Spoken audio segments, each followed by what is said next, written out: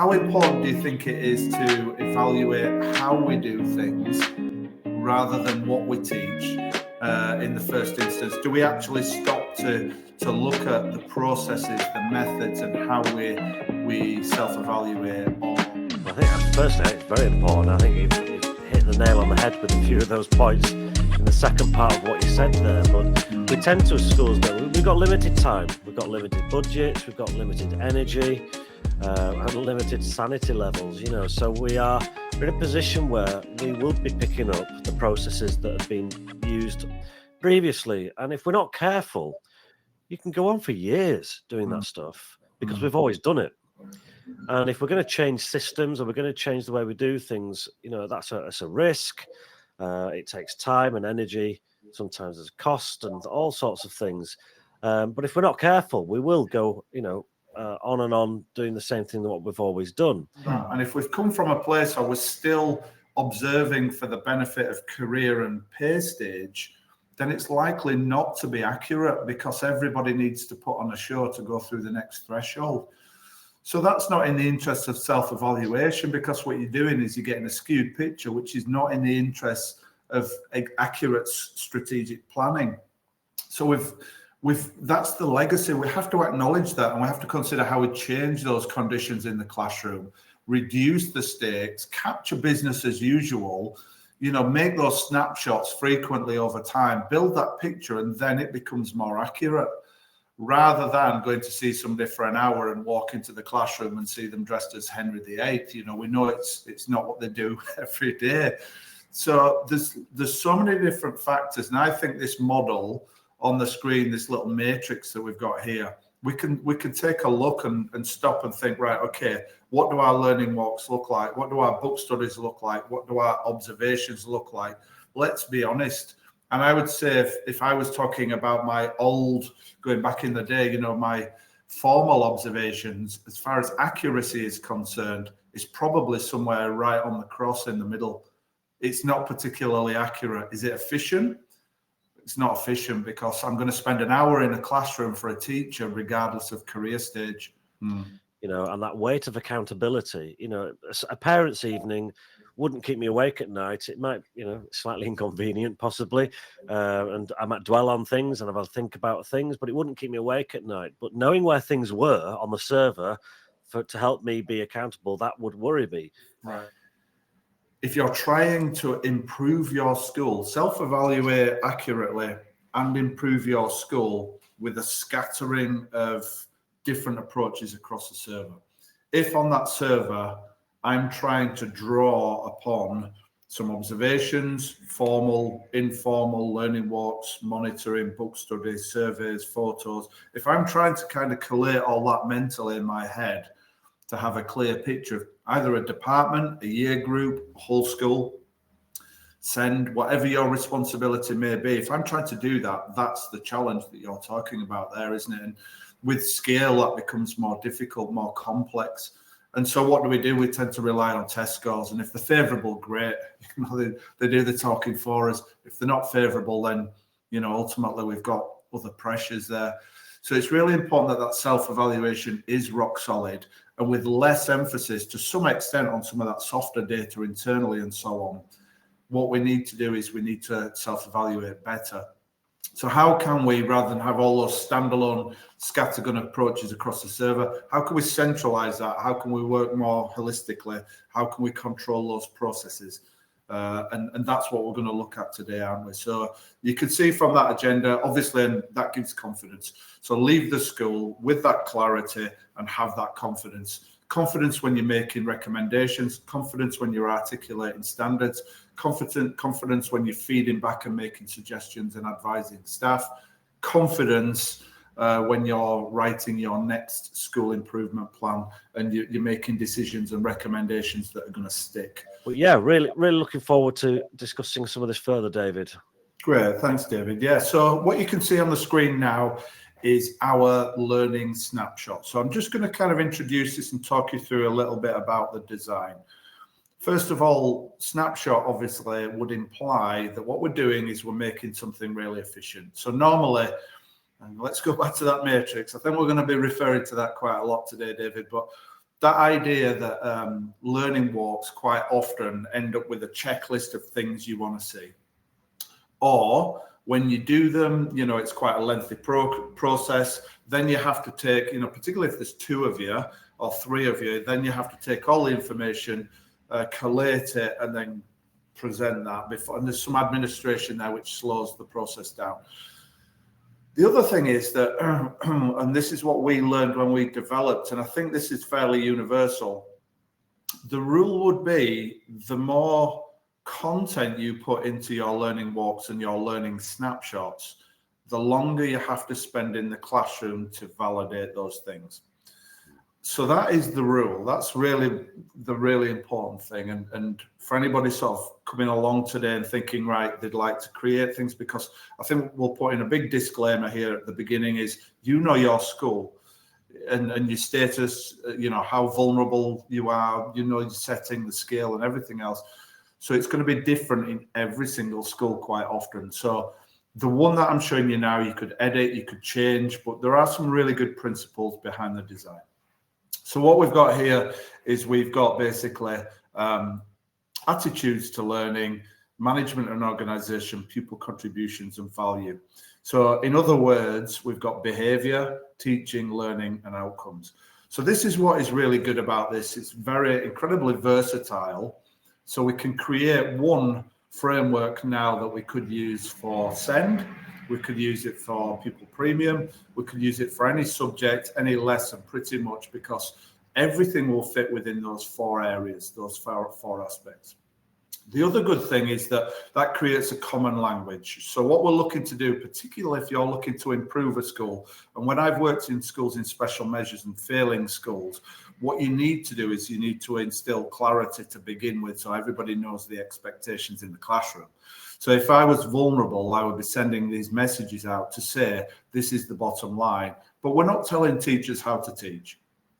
So it enables staff to be able to demonstrate what they do well. We've got 4 lines of inquiry, and then we're using prompts. And you might say to me, well, I prefer to use a blank piece of paper. Well, that's fine if you do all of the observations forever. You know, it's kind of, and everything is in your head and you're drawing on those things, like we said. But we know that we don't work that way. And that's not a way of creating distributed leadership either. So what we're doing is we're creating a framework. We've got a blueprint. And with that rubric, we're getting data. So in the background, we're going to get some insights that are going to steer us and help to support our strategic planning. So that's incredibly valuable. And with a blank piece of paper, we wouldn't have that. So we're collating this information, we're creating this database. And here, just a little bit, David, do you want to just talk a little bit about these terms that we're using and why we're not using sort of pass and fail terminology when we're in the classroom? Yeah, well, we all know, don't we, when teaching's for some reason, I don't know why it is, David, but teaching's a very personal thing. And there are, you know, when other adults are in the classrooms with us, whatever they're coming in for, whether it's to do kind of your yearly annual review type things, the stakes are high. And so it's about reducing these kind of times, or the stress of these times on teachers, so that, you know, we're looking at nothing to do with passing or failing here, but we're looking at what, you know, what's going on, making some very quick judgments on that, and quite often commendations. And we'll see, I know you'll talk about that in terms of what we're looking at there. But we've got 4 areas from prioritize, develop, effective and highly effective, because I've gone into hundreds and hundreds and hundreds of classrooms, David, and I've always seen some amazing things. You know, no matter what's going on, there's always some amazing things that are going on, and they need we need to recognize those things and be positive. And if we've got in a school teachers visiting teachers, you know, it's not always your line manager that's coming in. You know, for example, if in a science lesson you might have an English lead coming in just to have a quick look at what the standards of English might be in the written English in science lessons. Yeah, oral.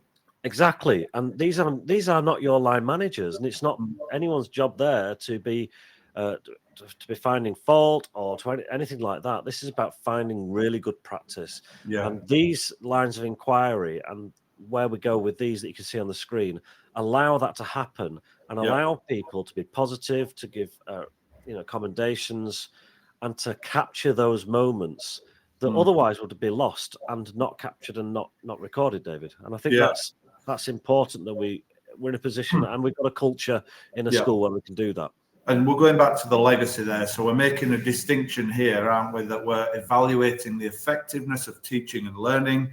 We're not judging teachers. So that's one I would be making public and making clear that when I'm in your classroom, and we might start by doing this with SLT or with year leads or directors of learning or principals or whoever, the more senior staff. But ultimately, eventually, over time, we're going to have all of those other leaders involved in the process.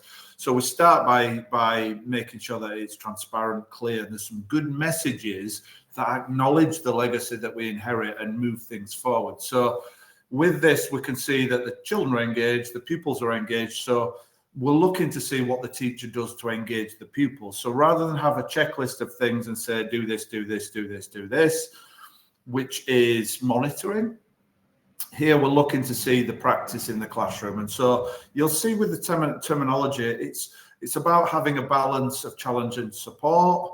It needs to be a supportive process, particularly because it's going to be feedback oriented.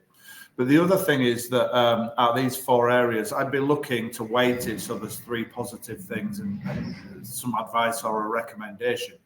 So let's not forget that most of the work that we do with our self-evaluations is identifying good teaching. It's not about a lack of competency. That's a different process, isn't it, quite often? And we can accommodate that. There's a time and a place for that. If it's developing, then fine. It might be somebody who's new, the career stage, there's implications, those kind of things. And again, you said this is not line managing. It's not about pass or fail. It's not about appraisal or career stage. It's not high stakes. So ultimately, that's my opportunity, my invitation to make a recommendation. And if it's anything less than that, then ultimately we would want to be able to kind of prioritize that and act on that as well. So we're looking at basically behavior, engagement, so on. As we move through to here and look at the management and organization, lots and lots of kind of elements here that we see in the classroom to do with, it could be planning, questioning, retrieval practice, quizzing, all of those kind of more complex things that we would want to be able to see. Some wonderful examples of all of those kind of skill sets and those strategies taking place in school. It's arguably subject knowledge, isn't it?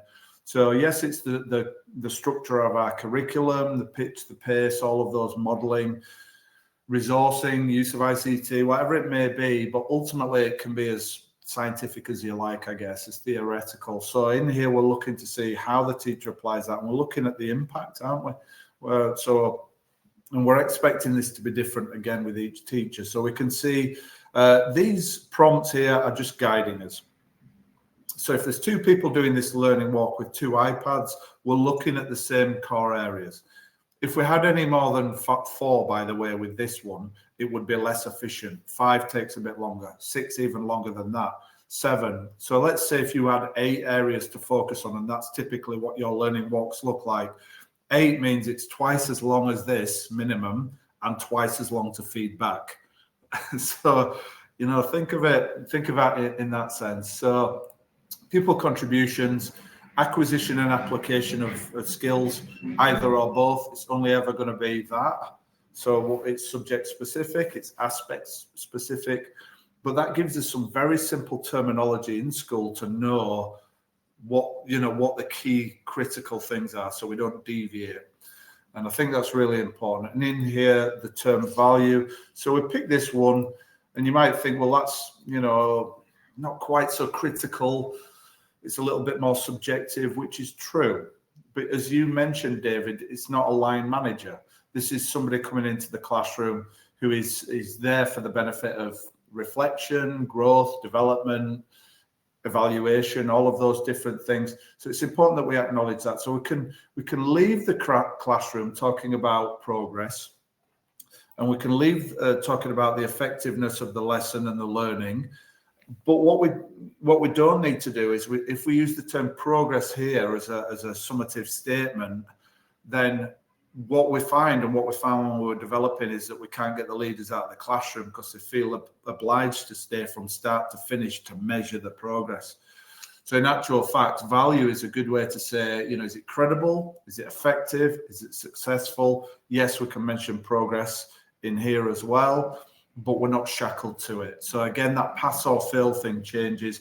We've got varying degrees, and for year heads or for anybody that, in the classroom visiting, it's important that you can say, I think that, and give an evaluation of effectiveness without being fixated on progress, which also could be, let's not forget, a national threshold. It could be to do with test scores and outcomes or Ofsted definitions. So this one's a really interesting one in that sense. The other thing we can do is we can obviously pause it here. So if we want to talk about value and outcomes, we could be in the classroom for 10 minutes, go away, come back, and then look at the outcomes in books. So with this one that we've got here, which you can see, year 10, it's a snapshot evaluation of English. We'll pop in to visit and see some teachers. We may come back at the end after pausing it and just have a little look in the books. That reduces the tension in the classroom. It means we don't overstay our welcome. It makes it more efficient and more accurate. So you can see how that matrix is influencing how we do all of this all of the time, really, I guess. And we could focus that on pupil premium, on key groups, those children meeting, or those children exceeding, or whatever is relevant to your school. So lots of ways to be able to do that. And I would also say in the classroom between 5 and 15 minutes, those 4 areas, you can see those things in 10 minutes. We don't need to be in there for an hour, because what we're not doing is we're not going to populate this with a big paragraph. We're going to put in 1 or 2 sentences. But we're going to do this across the year, and it's a process because we're going to build up a contextual data set in the background that's going to give us more insight and going to be that bit more credible and rock solid. So while we're in the classroom, David, we're talking about doing things efficiently and syncing things here, so we're getting the data at the same time. It's not a standalone activity because it's going into a central database, which I'll show you in a minute. We're getting feedback for our colleagues, we're evaluating, we're also promoting certain things at the same time. We're creating a common language in school so everybody understands the expectations to some degree. We're going to take some photographs. Let's talk a little bit about how this process works, and the fact that whether or not it's this or your Microsoft, your Google form or whatever it may be, however you want to do it, how can we benefit from taking pictures? Is it for the benefit of evidence, David? Well, it certainly shouldn't be.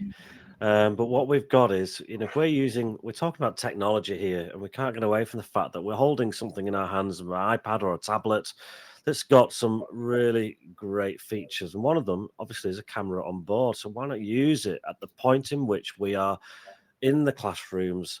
Maybe a science investigation. You've got 3 classes, parallel classes that are doing science investigations. You're popping in between each. You might be pausing, like you said, David, between each so that you don't end up just in the conclusion of one of them. But you can then go and take some pictures, and these pictures will be rich. These are pictures of children being practical, or it might be some work on whiteboard, little mini whiteboards that they're doing in terms of retrieval practice and other things like you were saying. But what you can do here is you just toggle your camera on. You can see David is tagging these images. So he's got English year 10, meeting, writing, send, and fiction. These are tags that you can put in that will label your pictures that you're taking. So when it goes to the central gallery, they will be able to be used in showcasing what a subject or what a phase or whatever looks like. And we're moving away. You've mentioned about servers right at the beginning, David, in terms of we've got thousands of images on servers from visits or trips or anything that they're just not used. But here, David will show you the gallery shortly, but we're now using the gallery area like a portfolio. But that's been uploaded into the system. We've sent some pictures to the gallery that we're going to use not just to showcase, but to quality assure, aren't we? We're going to, as a director of learning, we're going to get that holistic view, because some of the progress that we see in art, in tech, there's food tech, all kinds of different areas of school where the progress is not about test scores necessarily, and it could be for some pupil groups there. So lots of really credible ways to use that, and we'll come back to that shortly. But yes, here on my iPad, you can see then basically with this walk here that I'm doing, the English one, I've got 3 lesson visits left. So I can pop in then, click to participate, and go and see those 3 teachers as well. So it's quite a focused one. It's year specific. We set it up so that it's, it's got a real target, a real focus area to it. And then we can come back to that. The one that we've completed, which is down here, which was that visit we've just done, we can also come into here. We can click to edit that one. So we can rework it if we just want to get the terminology right. Or we could click that button and that will email that content, that report onto our colleague. There's other ways of doing it, but to scale, save time. That means I could do that visit, send it on, and everything else. So I would just consider the etiquette when it comes down to how you populate it, again, how you structure that feedback, the terminology that you use. There's certainly, as we start to move towards this more open, more honest, more transparent process, there's certainly sort of some do's and don'ts in relation to that. That's a different webinar, I guess. But again, your staff, the setting. So that's the process itself. Let's take a little look, and we're going to look at some of the data in a minute, but I'm just going to come back and set up a book study as well, because I think a book sample is the other thing. If we're looking at a really good learning snapshot, we should also be thinking about how we evaluate progress in books. So I think that's a key one that we could look at. We could also apply that, not as we could have a book study, but we could also have a work study. So on the system here, we've also got a work study, and that just enables us to be able to kind of evaluate something like cooking, food tech, art, design, photography, DT, those kind of things, where we can evaluate in the same way that we might do with books, a piece, a photograph, a painting, a model, or something like that. So we'll set this up, and I'll just show you kind of how it works and how you can focus this as well. So let's say with this one, we're going to focus again on year group. So year 9, let's go with English again. Let's go with, I'm going to tag this, sorry, I'm thinking out loud now, summer 24. So I'm going to label it quite specifically. And what that means is, as I start to kind of do these activities, I'm building up an archive and I can search. So it's really good to be able to kind of label it with a focus, year group, it could be SEND, it could be pupil premium, or whatever it may be. But with this one, and also I'm going to say with this one, actually, I'm going to look at meetings. So this is whatever terminology you use in your school, age-related, expected, meeting, on track, whatever terminology you use. But I'm going to narrow this down rather than going sort of top, middle, bottom. I'm going to ask for samples of books, which is going to show me that middle ground, those children who are achieving and on track with regards to sort of the national expectation or meeting.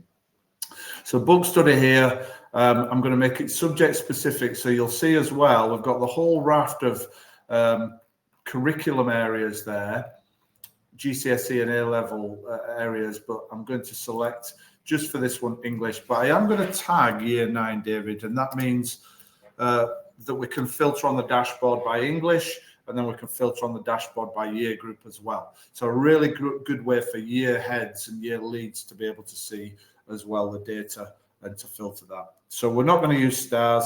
We're not going to use evaluation statements, which are the statements that we just looked at, which were the default ones that I've put into the system, which were effective, highly effective, developing, prioritize. Click add. That will create that book study, and then I'm going to assign that to myself. So I'm Ernest on here, and then I'm going to ask my year, it was year 9, was it English teachers, to give me their 3 or 4 of their books, and we're gonna look for the children, specify the group that we want to look at. As we then move across, and bearing in mind as well, we're not doing one entry per book. we're doing 1 entry per member of staff. So again, it's more efficient if you've got an hour of leadership and management time, or you're doing this in a staff meeting or after school, you can have this done quite easily in 30 minutes. And again, when we don't do top, middle, bottom or whatever, we specify the group we want to look at and we give this a focus. It's quicker, it's more insightful, and then we do it across the year in that way. So we're heat testing as we go through. So let's have a little look with Lucy here, and let's just sort of consider what makes, from what we learned, a good book look, a moderation, a scrutiny, call it whatever you want in your school. And again, big disclaimer, you can create your own. We know your school will be different. You may well choose, a different approach to this. But what we found, again, is concise is good, lines of inquiry and prompts. So we're looking at the presentation, care, consideration. This is English. So again, we're getting that common language. And we're saying to staff, we expect that to be a part of the teaching and learning. Then we're looking a little bit closer at the program of study and how the learning's constructed and planned and prepared, and the subject knowledge behind that. So some really good areas to look at. And you'll see here how this is now starting to help us to self-evaluate. We're going to be able to look at these areas and identify over time different areas in different subjects where we can make improvements, not at the least, giving feedback to teachers, and we'll take a look at that in a moment. Pupil contributions, regular and sustained application. What does that look like? What are the outcomes like? And again, we're just kind of we're guiding staff. We're not dictating. We're not saying what it needs to look like. Lots of schools have different approaches to how they do things. Progress, but on the day, secure and sustained. Towards the objective, Monday to Friday for that unit, first page to last. It's subjective, so again, you can choose how you want to be able to kind of discuss and evidence progress or evaluate progress without specifying again that it has to be 65% of the pupils making sufficient, those kind of things, those kind of pass or fail. And again, challenge and extension. The breadth of your curriculum is going to be evaluated, and the marking and feedback. So again, the application of how you do things in your classrooms, it doesn't have to be that's us telling you how to do things. We're not dictating. It's the impact of your policy, I guess. The other thing that I'll just sort of show very quickly is, because we're using a little bit of tech, is this, which is the voice tool. I really like the way that you've marked the pupils' books, full stop. Why not feedback at the beginning of the next lesson to the whole class, covering the common misconceptions, full stop. Okay, David, seems really simple. It seems, is it in place? Is it commonplace in schools to do this kind of stuff? Well, the technology's there, isn't it? And I don't know whether it's used or not. But obviously, depending where you are geographically in the school, obviously, if you're in the middle of a lesson, you wouldn't do that. But if you're in an office and it's relatively quiet, why not? I think I've done work with schools on this, and I think it's something to do with, I think it's 9 times you can type with your voice 9 times quicker than you can write with your fingers. Yeah. Which, if we're talking efficiency, it's not a bad thing a habit to get into if you can do it. Like you're seeing there, it's not like it used to be 10 years ago where it was quite often quite clunky. It would pick up the wrong words. It's pretty much 100% accurate now. So it's worth, if you haven't done it and you do have a space where you can do it, it's worth having a go, because it'll save you a lot of time. Yeah, absolutely. I mean, and like you say, most of the time you're at home, in the office, you're on your own. It's leadership management time. So, we don't need to be concerned about appearances. And it's just so quick. I mean, I actually would do it with my learning walks, with the book study. I would be narrating into it, because you're literally dropping in just 1 or 2 sentences. And again, what's more important, the fact, grammar, or is it or impact and efficiency? So again, considering how you do things and your priorities, because I think in schools, and I'm going to say this out loud, I think we often mistake thorough for effective. I say this all the time because we spend time writing up reports and we're very meticulous, and they have to be grammatically correct and spelt and so does that mean that it's going to impact? Not at all. So we're not prioritizing the right things again sometimes, because sometimes we're conscious of the paper trail, evidence, how we do things. So let's look at the impact there. So yeah, really good thing. The one thing that I would say there really as well about this one is that I'm giving this one as a next step. So it's not an area for improvement. It's not a target, but it's a recommendation. It's a suggestion. And so here you can see there, marking feedback, I'm saying that it's effective, but in here I'm saying something which would help this teacher to possibly, suggestion to move towards highly effective. So it is a next step, and the next step doesn't imply failure ultimately. And again, that's the thing about school improvement, capturing the good stuff, making advice and recommendations to continue to improve.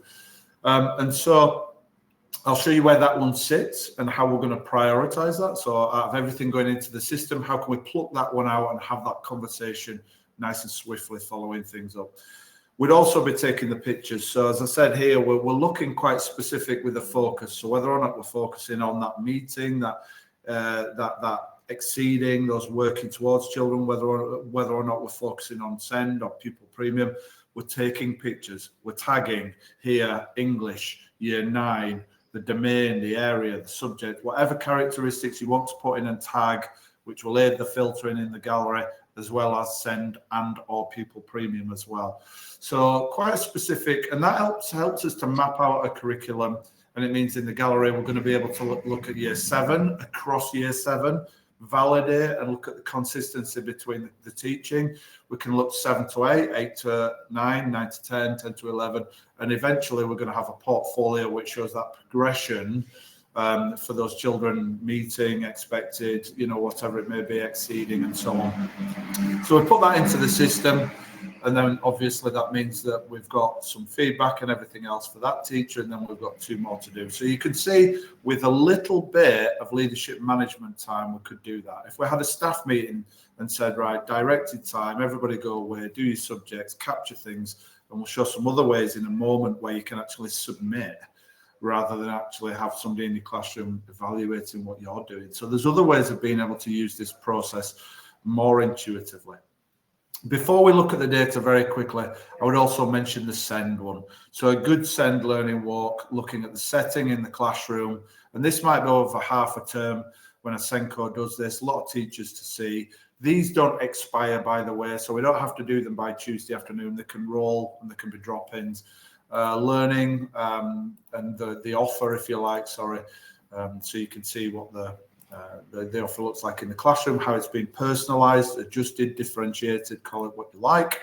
Pupil support, adult, direct or indirect, progress from their own individual starting point. So they're just 5 areas, nice and lean, again, nice and efficient, enables our SENCOs to get back into the classroom, support staff, and create that capacity in school and advise and lead rather than be sat in the office waiting for people to knock on the door asking for evidence. So it's getting out of the office and it's creating that genuine capacity by advising, supporting and leading. And we can also evaluate our send provision in school really quickly. I'd probably do that 3 times a year. We'll take a look at the data in a minute and see what it says. Okay, David, so feedback. I'll take a pause for a minute, but we spend a lot of time focusing on the process. Do we do justice when it comes to feedbacks? Looking someone in the eye and saying, I love the way you do this. Have you tried this? How does that look in schools? And again, efficiency, accuracy. Sorry, that looks a little bit. How does it look? What's your experience? What do you think? Do we do a good job with the feedback? No, I would say. I think we don't. I always think, I've been told from a very, very early age by a very wise man, no longer involved in education, but that feedback is a gift. And if you are going into that with that mentality, then you can take that feedback and use it. And, I go back to my own experience, David, and mistakes I think I made with feedback was not giving it enough,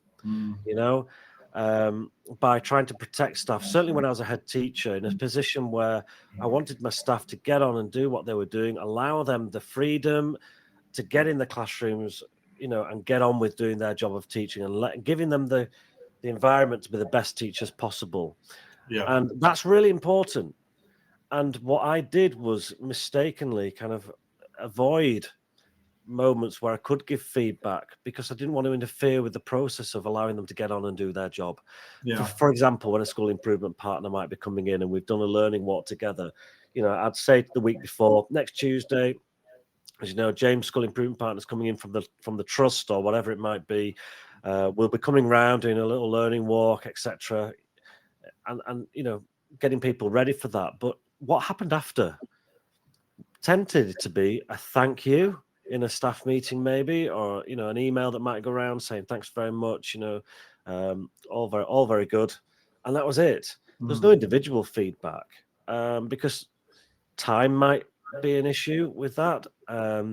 But certainly missed opportunities to be able to even just stick my head around the door, David, and say, thanks very much. Really love that. Actually, how great is it if you're able to say just the words, I think you're a cracking teacher. Yeah. What I saw today was amazing. Thank you. Yeah. And even just that can impact a teacher for months and months and months. And I don't think I did that stuff justice in terms of eye to eye, face to face contact, saying thank you very much, not necessarily tackling any misconceptions and things, just being positive. So to answer your question, in my experience, I didn't do it enough justice. And what you're talking about there, David, is the culture that you're creating. So what is, how do we make teachers feel valued? So it's really important to think about what are the mechanisms, what are the systems that we have in place to be able to look somebody in the eye and give some sincere and accurate feedback. They're not very good quite often because work gets in the way. But we want a culture where staff leave feeling like they are valued. And I would say that teachers thrive on recognition. So whether or not, so the channels for recognition, what do they look like? The channels from the parents, from the students, the channel from your colleagues. What do they look like? How do we facilitate and create those? That's what this is here, you can see. So I'm moving across just at the top here. So we took it to another level. But again, I suppose we're talking a little bit about theory, building cultures, good leadership, healthy staff, valued, and so on. So these are good principles to consider regardless. So here at the top, the orange buttons are all about setting up the learning walk and the activities and the snapshots and adding staff and creating departments and all those things. And over here, the blue buttons are all about feedback. So we've made a very clear distinction here again, how important that is. And you can see we've got some different things that we're going to take a look at. The first one is the workflow. And this is just a flow of the commentary coming in. So as we wander around the classrooms, we can then see the feed. So if I'm director of learning or have a responsibility for all of the standards in teaching and learning, I can see everybody's contributions in here, which is useful because I can also look and see what's the quality of that and do we need to kind of work on those things from a leadership point of view. But let's say if you're in charge of languages, and you're in charge of French, Spanish, and German, you would just see French, Spanish, and German in here. So you would just see your contributions, which means, David, that you can go sit with your colleague the same day and have a chat. There is no judgments here. It's softer, it's more informal, but it's equally as valuable. It's going to impact because dialogue is key, isn't it? It's really important that we create professional dialogue. So being able to kind of impart these things, sit with a colleague, take your laptop, have a chat. So after that learning walk that we just looked at, 4 members of staff, I can go see them and the feedback, because again, it's concise, it's not excessive, it's going to be reasonably, I can manage my time. This teacher might get 5 minutes, they might get 20 minutes, where needs must. So that's intuitive, and that means we're going to get school improvement by developing skill sets in the classroom, working together in partnership. So those are the dividends. Is that not the most effective? I would rather put, as a school leader, my faith into that than the test scores. Well, I don't want to deviate, but it's just so important. It is, and it's creating that climate and that culture where it can happen. And going right back to the beginning of what we're saying, David, is allowing your getting to a point where you can, you've got colleagues seeing colleagues teaching, less experienced teachers seeing the more experienced teachers. Now, I'd go back to the biggest lesson I learned, David. Again, slightly off topic, but I think it's important here. When a young teacher early in their career, me being able to go and visit and sit for just 20 minutes in a colleague's, a more experienced teacher's lesson in a very tough school where behavior management was, if you didn't have behavior management, you weren't going to survive.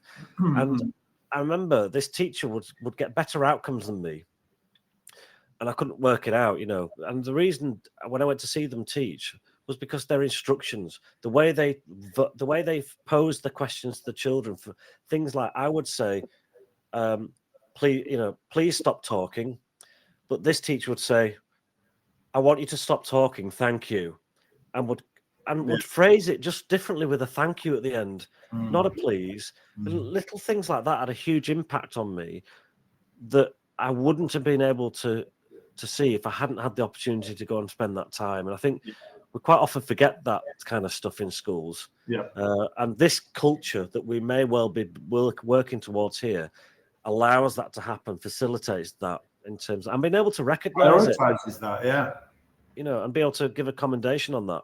Yeah. It's the recognition that that's a priority, isn't it? Yeah. So, so what you can see here, the other thing, I'm going to move swiftly on because we've got so many things, really. I mean, the next steps button there, just check that button, and what you can see then is it's taken out of all the feedback. Where I've checked the little box that said next steps, it's just plucked that out. And that means that I can prioritize those things. So at the top there, you can see me visiting Mary, talking about the pupils' books, and why not the voice type that I did. As I talk to Mary, check that off to say that I've had that conversation. That means that I've prioritized that. And that, again, is efficient. I have all the information going in. I want that conversation. That's a key thing.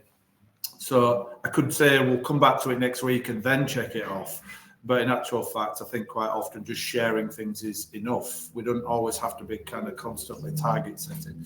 So that's the workflow. And again, this is how you utilize everything that's going into that iPad, isn't it? So, and how you manage that. So let's move across then to the dashboard. So just looking at some of the analysis that's coming in here. So this is centralizing. So if I've got a responsibility for teaching and learning, I'm the deputy, the principal, whoever, I can now see building on my dashboard a picture. This is my year so far, by the way. If I uncheck that, it shows me all time, so I can see the bigger context. We can see all of the work that's been assigned, or everything that's been taking place. And I'm a priority user, so I can see everything, by the way. So there is a difference. If you're a leadership user, this is how you set stuff up. If you're a leadership user, then you would just see your content, your subject, faculty, department, whatever it may be. So we can set that up so that you just see what you need to see, and I'll show you what that looks like in a minute. But for me as a head or a director of teaching and learning, this score here, 3.06 is my average in school. It's all relative to your setting. And then we can see for each activity what the combined outcome was. So we've got an aggregate score there, the amount of contributors. And the reason why we're just doing that, 1 is low, 4 is high, by the way. The reason why we're just sort of presenting it like that is we can just see at a glance nice and quickly. So it's instant, we can use it, we can have the chats, we can create reports. What we're not doing is we're not getting into those situations where we're constantly delving, digging, finding, like we might do with our data drops. So that raft there, and if I key in art, it pulls up the art. And that's the thing about going back to that scattering of things on the server. If I key in maths, it pulls up the maths. Governors, so on, pupil premium. So how we work systematically is really useful. We've then got a data set for each of our activities. So down here, this is behavior and attitudes, communication and language, AFL. But in this one here, we've got the learning snapshot. So that one's really, that's all of our learning snapshots that we've done, all staff, all our entries. So we've just got an idea as to how that one looks, because what we need to be looking and thinking about is which one, what's it telling us, which one should we be focusing on, which one's most effective. We've also got some surveys in here, so you can create surveys on on our system. So we'll take a quick look at that, I suppose. But here you can see my pupil pastoral survey. So we did a check-in with a year group here to see how they're feeling about school. Really important that there's more surveys in our high school platform, by the way, than our primary one, because we want to be checking in on how people feel, bullying, well-being, intervening. And more importantly, it's not a standalone activity. We're building up a picture over time, and then we can look at each individual report. So as I come into here, I can then use filters. So let's say I filter by send. So if we come down here, we've got the subjects and aspects of GCSE. So we can filter by them all and create departments, but we can also filter here by send. So that's what my Senko would be building a picture of. So there's our send evaluations. And then we can filter and look closer. We can see the archive there. We've got a learning walk there looking at send as well, and we've got one ready to go. So we're building up this picture in the same way we could filter by any subject aspect. And if we've created tags, we could also filter by year groups too. So we could start to then find out a little bit more about those years. So you can see how those tags, you can set them up for faculties, departments, wherever it may be. And again, it's about you knowing your setting and how you want to do things. So lots of great ways. You can see year 9 there because I've tagged it and so on. Year 9, 3 activities taking place. Those are our outcomes. We could apply a second filter if we wanted to do. So we could look at year 9 English, year 9 maths. So you can see how it's fairly infinite once you start to populate that database. So let's just take a little look and consider, let's go into send. I think send's a big one. And let's take a little look at this one here. 26 contributions, 3.008, so broadly in line. We know there's no drama. And let's take a little look at the report here. Now, David, we've made this a special effort, and I would suggest whenever you're looking at data, keeping it simple when you're talking about teaching and learning is really important, isn't it?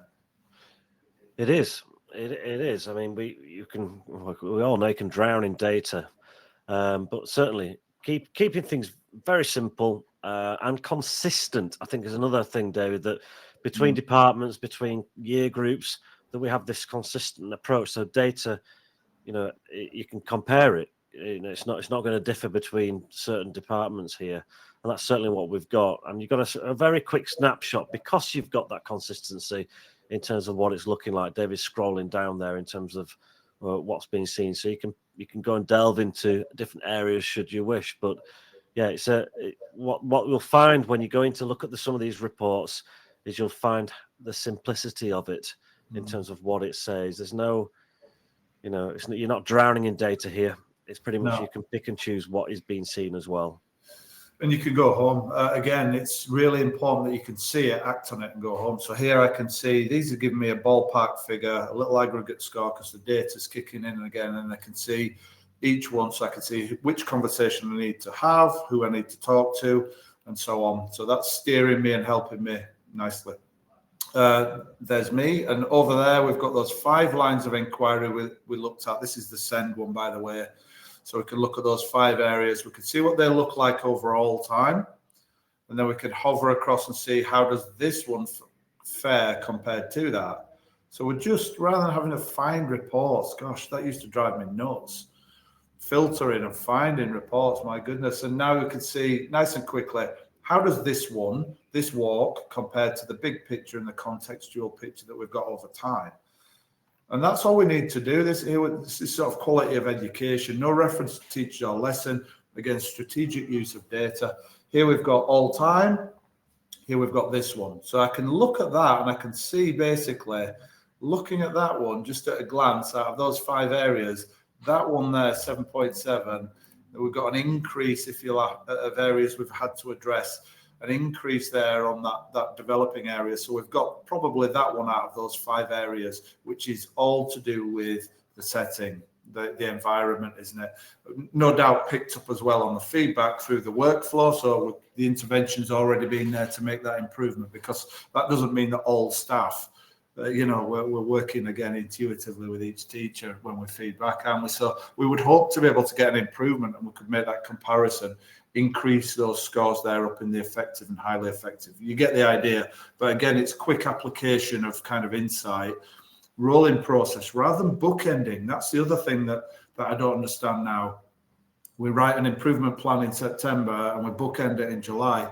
The most important thing are the processes that you have for feeding back, developing staff competency, and so on across the year, isn't it? And the identification of that. We could create a report, PDFs, nice simple takeaway. You could choose the content, photos, no photos, whatever. And then as we come into here, the reports look like this. So share them, nice and quick, easy consumption, school improvement partners, colleagues. Again, the quality of education there, nice simple data, big picture, this one compared to it. And then we can, offload that. The other thing I'll be doing, David, going back to your point about feedback, is I'll be saying to the staff, thanks very much. This was great. This was great. This was great. We're going to take a look at this.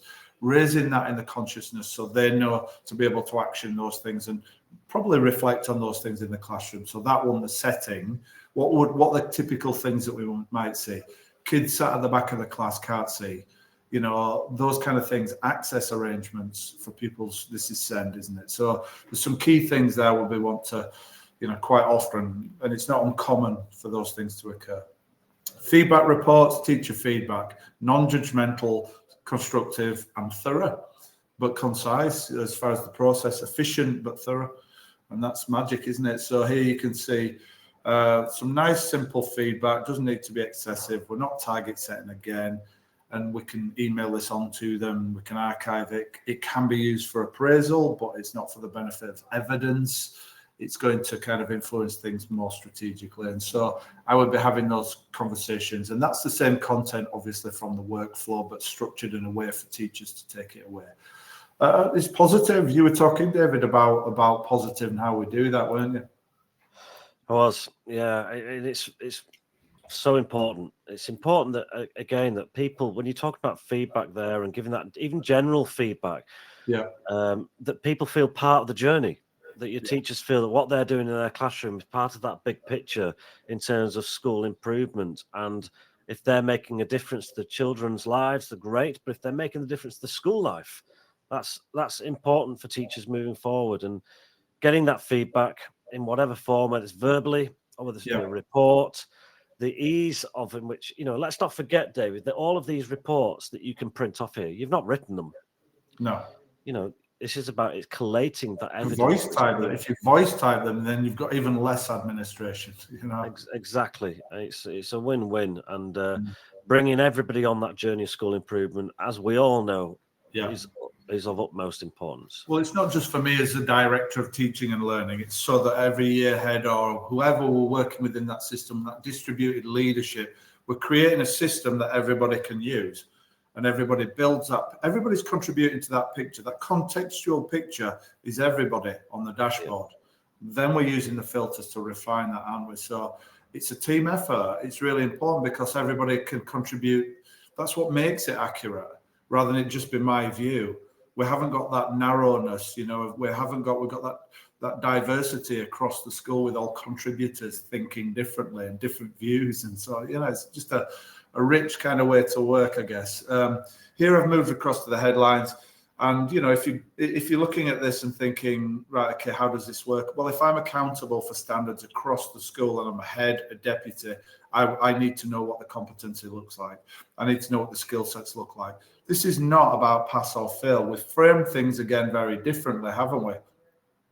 And also we've got context here. So I would always say whenever it comes to data like this, it's not threatening if it's used correctly, how you use it. Now, for me as a head, and we started by waking up in the middle of the night talking about that, trying to collate things so you could talk knowledgeably about teaching and learning. Here you are. This profile, this portfolio of what everybody's doing across school is really helpful. Who's working with who? Who needs help? Where do we apply support? And so if I give you an example and we start to add a filter to this, which is where we can really start to benefit, and we come down here into send again, and we take a little look at this aspect, then I can see what my send learning walk looked like, that evaluation.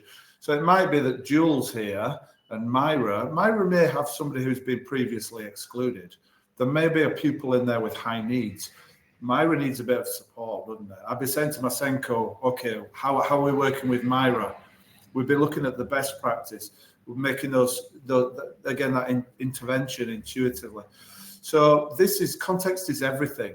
This is not about pass or fail. This is not about me using this now. I don't supposed to say, actually, it's not good enough. It's more than that, isn't it? It's much more useful than that, more productive. So you can see how the filters can really help us with subjects, faculties, departments, areas. In the same way, if we look at the trends, each of these would typically be standalone, wouldn't they? But here we can see all of the activities taking place. And if we come into here and we start to, let's take the learning snapshots that we've done and look at those, we can see the trend and we can see that it's favorable. That's great, isn't it? We can see basically the last one, which is how it should be, as well as all contributions from staff. So some really good intuitive data there to help us. We could apply another filter. We could go by year group and again, send people premium English, maths, physics, geography, whatever it may be. All of those things and/or as well, and the tags you're creating. Let's not forget, so you can create your own as well. If we did want to support somebody with appraisal, if I had a meeting with, let's go in to see Mary, I can pull up Mary's contributions, and we can have a little chat and talk about everything that she's done. And I love the fact that it's not dependent on one meeting and 2 targets reviewed. Each of these, there's been feedback. I can see Mary's skill set here. If this one here, send, we'd be having a chat. How's that going? Are you working with the Senko? What we're putting into place? There may be a story behind that, and it may make perfect sense, as we just unpicked when we're looking at the data closer. So that's much more productive, supportive, much more in the interest of creating a culture where we acknowledge this is great. Tell us a little bit more about this one. We get the idea. There's been acknowledgement all the way throughout the year and across the year. So we can really use that to support appraisals as well, can't we? There's some good insights there that take us away from those formal observations and utilize the data to be able to talk more knowledgeably about what staff are doing well. The gallery, David. So I'm going to bring it back to you now because you were the one really when we were looking at the process. I'm just going to play with the filters. But you were the one who was sort of talking a little bit about quality assuring, how this can be used across the school. Yeah, and I think we look at this as kind of the gem in terms of evidencing, and not evidencing for evidence's sake. But what we've got here is the gallery that everybody is able to view, no matter what level of whether you're a priority user, leadership user, you can see the gallery. And this is put together by everybody who's using the system, adding the images and their tagging. And that's where the tagging comes in really, really useful, because you are able then to search through the tags to be able to see what's in here. So if we've on what you can see on the screen here is we've got David has put in some tags for art there, and you can see a whole range of very different art. What's gone on there for art? And you can see everything that's been tagged art. And you've got different year groups. You've got meeting standards. You've got kind of above or so forth, or different areas. And you've got a portfolio here for that department in terms of what standards are looking like currently, like up to date, as in this week. This isn't about finding the file on the server and showcasing a folder of photographs that really have no context. Here we've got some writing here, different examples, maybe in different subjects, different years. So you can go and look at what meeting standard looks like in year 10, in science writing. The possibilities are endless. And quite often, David, if you're the English lead, it's other teachers that have been putting evidence into the gallery, tagging the word writing or SEND in year 10. Yeah, so well, that's an example there, David, with the DT one there on the left. Brilliant. Yeah, so we've got design technology, year 8, and send were the tags there. So let's say that the year 8 teacher DT teacher, took a picture of that. Very pleased, very proud of it. A really great example, but it's from a send child, and they've included the tag send, which has therefore helped the send team evidence what they're doing across the school as well. And so it's kind of, the possibilities are endless with this. I'm a massive fan of evidencing on the way here, and you're just not doing it for evidence sake, but this is as you go through the learning. You got some mass examples there. I think, and there's a lot of ways we can use that. So you made the point, not for the benefit of evidence. So we can use that for deep dives. We can use that to talk to governors. Governors can access it from home, so they can have a little look at standards as well, or on site. Your head teacher can see, and your principal and your head of teaching and learning can see their whole portfolio. We can, as you say, we can then filter by maths, year 7, year 8, year 9, year 10. We can look at the groups with the additional tags, send and or pupil premium and or exceeding or meeting, whatever it may be. We could even grade them really if we want to do from mocks, so we can see what a piece of work looks like. That's I don't know, that's whatever score that we're getting, if it's a 9, if it's an 8, if it's a 7, whatever we're looking at, we could grade them if we want to do in that sense, couldn't we? So that people have got benchmarks and people could come into here, see what the writing should look like by year 11. If a year 11 English lead is showing us what the outcomes can be, then ultimately everybody can reflect and use this at the start of the year to work towards that. And it's building that awareness as to what's going on next door, down the corridor, in the year below, in the year above, and getting that picture, isn't it? So there's a really rich conversation, some real gains to be made. And the other thing that we can do, David mentioned it there, is that we can just submit straight to the gallery. So we developed and added this so that you can just take a photograph and pop that in. There's me. I'm not going to put that one into the system, but we can just submit a photograph if we want to do. So you can ask your staff, if you said to your staff, next week, I'd like you all to take a picture of your subject, or 2 or 3 pictures. I'd like you to specify send, tag it by year group, tag it by area of study, tag it by grade, let's say, for example, whatever it may be. At the end of the week, your maths lead can come in, key in maths, and they will see all the contributions that the staff have submitted. They will be able to see what it looks like across the year groups, between the year groups. Again, just so many kind of possibilities in relation to how we can utilize and leverage that. So a very rich way of being able to kind of quality assure, I would say.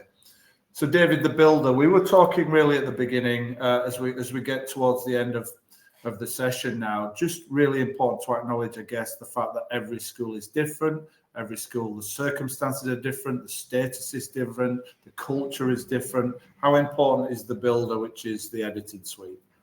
Yeah, it's massively important, and I think more so with the high schools in terms of individuality, in terms of what you are looking at, and taking these forms that we've been looking at, the learning snapshot, the book study, but being able to actually either write your own or import what you already might do into the system in terms of being able to create one from scratch.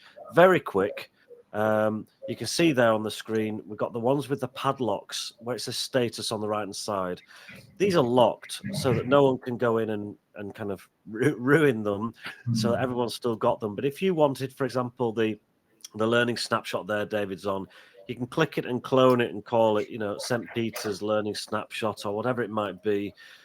And that then will create one that is not padlocked at the top. You can see we can go into our school learning snapshot, we can click on it, and we can go and then edit the questions, either tweak the language, which might be important to you to, get your own, with your own culture there. You might want to add a question. It might be that you've done some work in the English department on how children enter the classrooms, that first 3 minutes, getting them all engaged. And so you've done some work in some training on that. So you might want to put another question in there that might be addressing that. You can do. You just go and add the question, write in your responses, and away you go. So I think it's really important so that you're not just following what's on our system, but you can make your own, tweak things so that it becomes valuable or even more valuable to your school. Yeah, and really important that people have got carte blanche to do those things, isn't it? And schools will have, your schools will have some really good things. Add them on there, create a portfolio, and your dashboard then becomes much more in tuned and bespoke. So the ones that we've put onto the system that you can see here, the ones with the padlock, there's a selection of different surveys on there that you can do. Send out a link, you get the data on your dashboard, parents, pupils, pastoral care. I think those kind of things are very important. And send learning snapshots, and then you can see the other elements and areas. So we've covered and created a portfolio for you to be able to kind of cover all some blueprints, again, that are very concise and clear and guide. The design is really simple, and then ultimately from there you can add your own. We would always say, though, do that gradually and create blueprints that you can apply across the subjects, because that's the other key to efficiency. Our learning snapshot is a really good example of one framework that then we can apply to every element, aspect, area, age group, subject in school, and it creates that common language nice and quick. As we come across to the settings, I'm the head teacher on my system, so here I can play around. I can add my school logo. The rubric I can change if I want to use the Ofsted judgments, or the default we can revert back to those. Sometimes that's useful for deep dives to create reports. It will just apply that terminology to your report, so it's useful for possibly execs, heads, or mats. It could be useful for LA. Those kind of things, outwards facing meetings, inspections, so on. You can also change the color schemes, and then tech support, we offer that the same day, so you can come, we'll help you out. We'll also advise if you want to kind of create something and you don't know how to do it, we can help with that. User guide, so you're up and running, moving quickly on the system. FAQ and tutorials on YouTube. So YouTube's, we've put an archive on there. We're going to put this on there as well this session, so that you can revisit this too, as well as David sending out the links following. So lots of ways of being able to fully utilize. And I guess as we start to kind of come towards the end, David, we'll just come across to the High website, which we'll send this one out afterwards, because we've got nautilus.education. And we've got some insight on there, but we've got this one as well, which is going live shortly, which is our high school website. So do you just want to mention a little bit about what's available on here, which is the same as the nautilus.education, and how we can support schools further if they want any help? Yeah, well, this is kind of the platform here is kind of a one-stop shop in terms of further support, okay?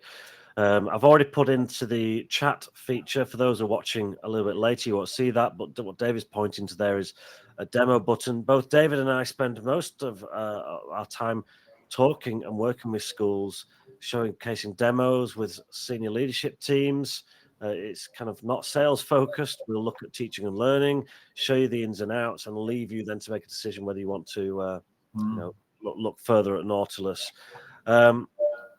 If you're scrolling down, obviously we've got lots of various different things. We've got upcoming webinars. We do these webinars pretty much every week in looking at various different things, from SEND to subject leadership, one specifically for head teachers, etc. So if you're interested in any of those, you can go and find out more information in the community section there. You can book for those. We've got a really good presence on Facebook. We've got a lovely community of school leaders who on this Facebook group, who are contributing, who are sharing ideas in terms of what they're using and how they're using Nautilus, but also sharing some of their forms that they're creating themselves, so that if they've created a form for something, they'll share it, or if we create something, we'll share it in this group as well. And there's a whole host of information. You all probably know how to use Facebook, but it's certainly there for you to look at. We've got on the newsletter there as well, isn't there, David? We do different termly newsletters, which have hosts of articles in there written by various different people, guests, as well as myself and David. Things that are upcoming, events, relevant articles related to teaching and learning. So there's a whole host of things there that make interesting reading. Just to say a big thank you very much, and it's Friday. Yeah. Wherever you are, have a great weekend, and thanks again, David. Bye now. Thank you. Bye-bye.